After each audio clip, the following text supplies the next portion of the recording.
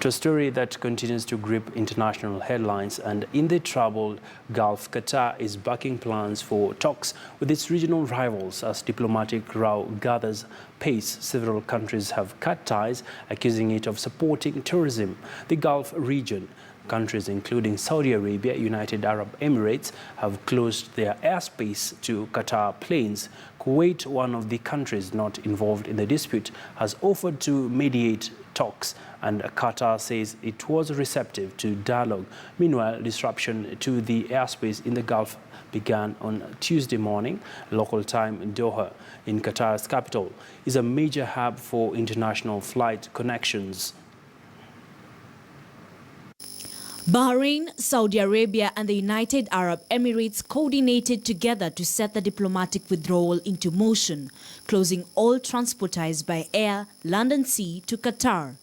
They have given all Qatari visitors and residents 2 weeks to leave their territory. The three countries have also banned their citizens from traveling to Qatar. The United Arab Emirates and Egypt have given Qatari diplomats 48 hours to leave both countries. Saudi Arabia took it one step further by closing down a local office of Qatar's influential Al Jazeera TV channel. However, the country says it will still allow Qataris to take part in the annual Hajj pilgrimage to Mecca. Egypt, Yemen, Libya's eastern-based government and the Maldives later followed suit in severing diplomatic ties. Saudi Arabia's civil aviation authorities have banned Qatari planes from landing or stopping at its airports, as well as crossing Saudi airspace. Egypt has also closed off its airspace to flights originating from Qatar and said all flights between the two countries will be halted from Tuesday, continuing until further notice. If there's any role that we can play in terms of helping them address those, we think it is important that the GCC remain unified. I do not expect that this will have any significant impact, if any impact at all, on the unified fight against terrorism in the region or globally. Airlines from many of the affected countries, including Bahrain's Gulf Air, Etihad Airways and Emirates, say they plan to cancel flights to and from the Qatari capital, Doha. Budget carriers such as Fly Dubai and Air Arabia have also cancelled routes to Doha. India, however, claims it will not be affected by the ban. Firstly, we want to solve all matters through talks. Secondly, all talks will take place between the two sides.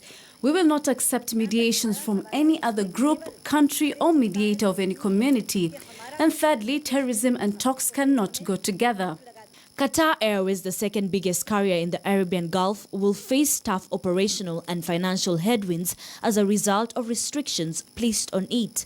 Aviation analysts say the pressure will grow the longer the diplomatic fracture goes on, having a significant long-term impact on the airline.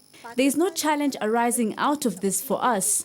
This is an internal matter of Gulf Coordination Council, which has happened before as well.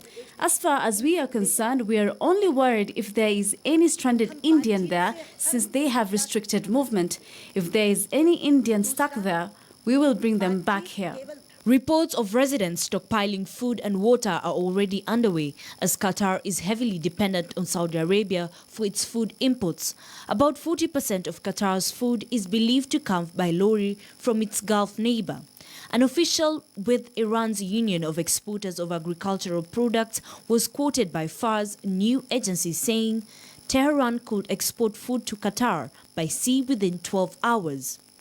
While the severing of ties was sudden, it has not come out of the blues, as tensions have been building for years, with testing competitive conditions compounded by security fears in the region, and in Europe, as well as the laptop ban first imposed on some regional airports by the American authorities.